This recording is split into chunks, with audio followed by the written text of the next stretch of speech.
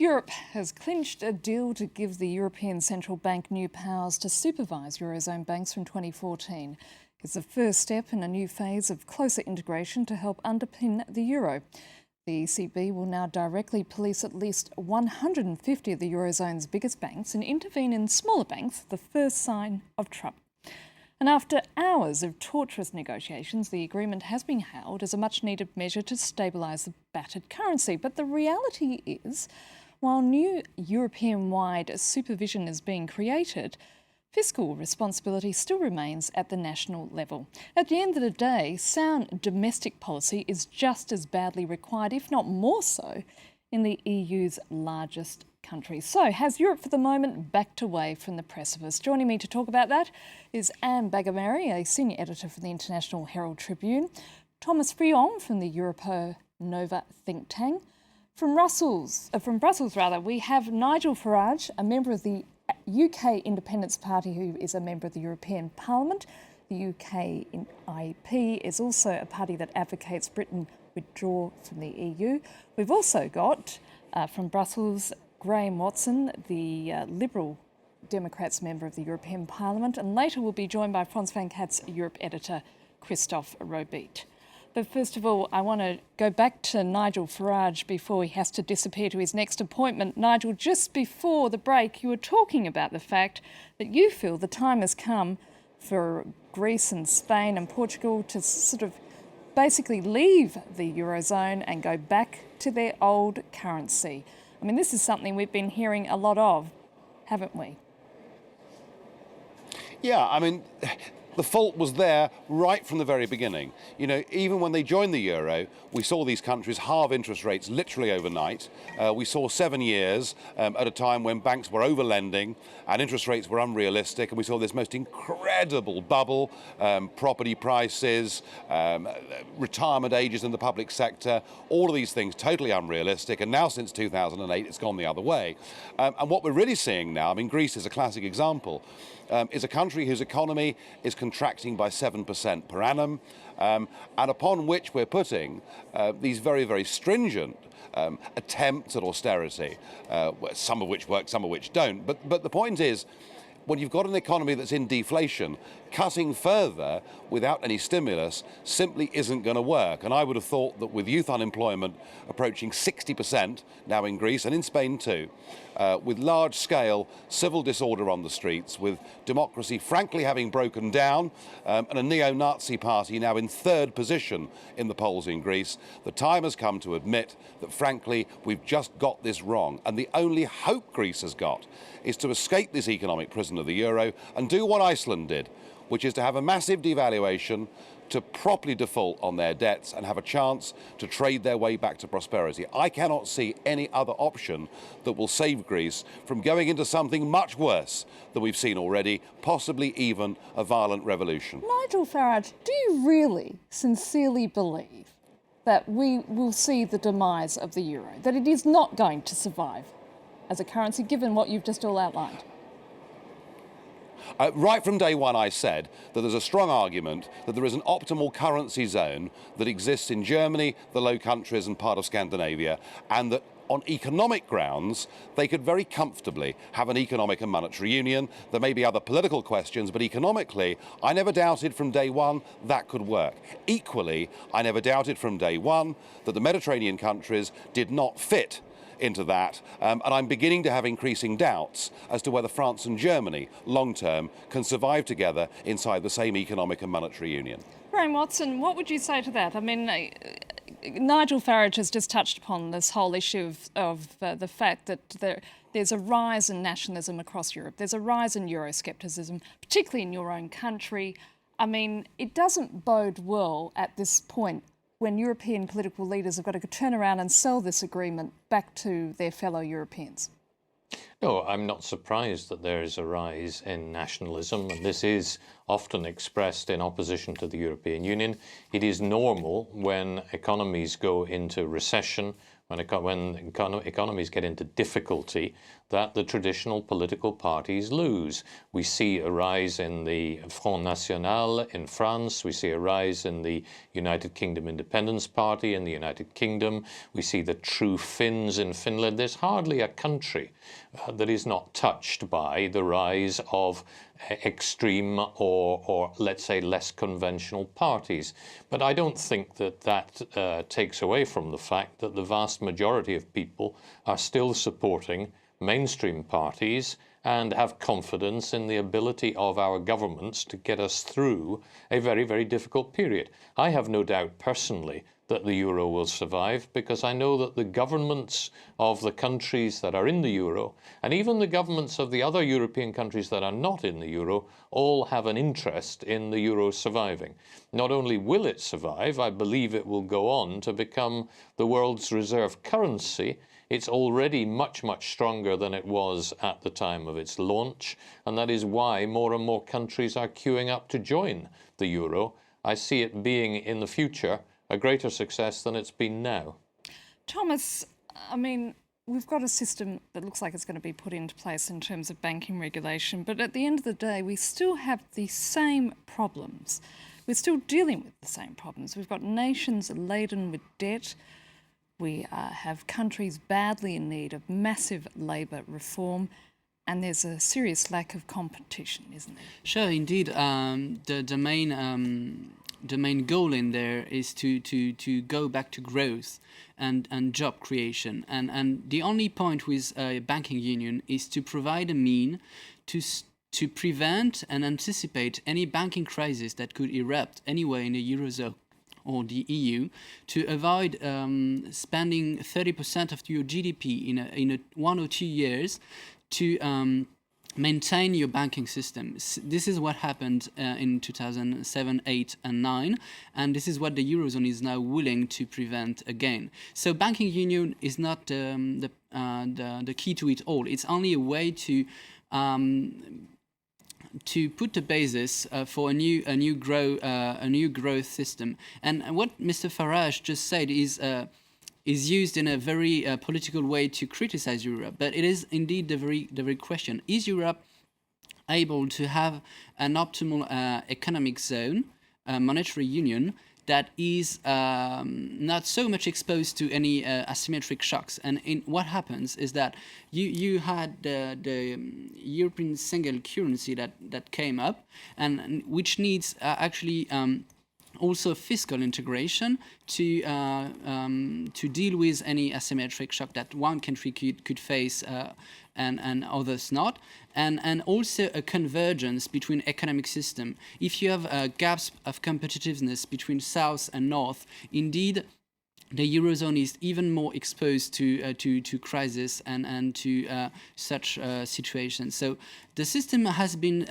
put in place in the late 90s to have the whole systemic approach we need. It has never been really much implemented, and now the European Council is basically saying we had rules, we just need to implement them. And that's what the minister of the Federal Minister for Foreign Affairs of Canada said to the États Généraux de l'Europe of Europanova in March. He said, Europe has been inspiring Canada for implementing beautiful economic rules, but you did not implement them in your country, in your zone. That's what you need now. In fact, that very point I want to pick up with Anne. I mean, a top-down approach surely is sort of, insufficient to prevent future crises. At the end of the day, there was no shortage of European rules before this current financial crisis. They were all broken. So really, there's an important need to change the political culture as well in each of these member states, isn't it? Well, bringing up nationalism, I think, is quite valid at this point because the European experiment, if you like, has always been a tension between community spirit, giving up something to build a greater good, and the desire to keep national sovereignty. And you see that played out in this compromise over banking regulation. There are plenty of areas in which the countries will now have control over many of their banks, although not the biggest ones. This tension is really, you can look at it a couple of ways. You can look at it as the weak point of the European experiment, the European Union and the Eurozone, or you can look at it as the strong point, the way in which this all came about, especially the euro, by the Germans agreeing to give up the Deutschmark, which was a huge step for them at that time. The tension that has come ever since has been the Germans wanting to make sure that their sacrifice was worth it. If they were willing to bet on more Europe, as Mrs. Merkel puts it, they wanted to be sure that that more Europe was actually going to hold. And of course, don't forget the big, beautiful idea at the beginning of all this was that by knitting the countries' economies together on the continent, you're going to avoid another world war. I think you can probably argue with all the failure of the ways in which the euro was implemented without the proper structures, the way in which the European Union functions, which looks very dysfunctional to the outside. I think you can argue that some of the big basic political ideas are still quite intact. I think there's a lot of optimism that runs through all of these Euro summits. Maybe it has to do with the fact that they go all night. So you're sleep deprived, you've had too much caffeine and too much sugar, and suddenly it all looks like it's going to work out. I don't know. I've always wondered why they do them all night, but I do think that there's a lot more to appreciate in some of the tensions within the European experiment. Than Nigel Farage in Brussels, what would you say to that? That one needs to look at the wine glass being half full as opposed to half empty? Well, I think by any objective measure, the euro as a currency project is a failure. You know, it's failed at all its criteria and it needs to be reconfigured, and the sooner we do that, the better. On the big picture, the big question, there is no doubt at all that the idea of bringing France and Germany together closer economically in an attempt to stop those countries going to war was a noble aim and a noble ambition. However, there is a big, big danger now with the direction this project is going in. This project now has a flag, an anthem, effectively a government here in Brussels, and this has all been built without the consent of the peoples. Indeed, when the Constitution was put to a referendum in France, the people said no, the people in the Netherlands said no, and who doubts the Germans and the British and many others would have said no too. So now the big noble idea is actually turning in on itself, and what is happening is we are attempting to impose a new nationality on the peoples of Europe without their agreement, and that will not bring us peace and harmony.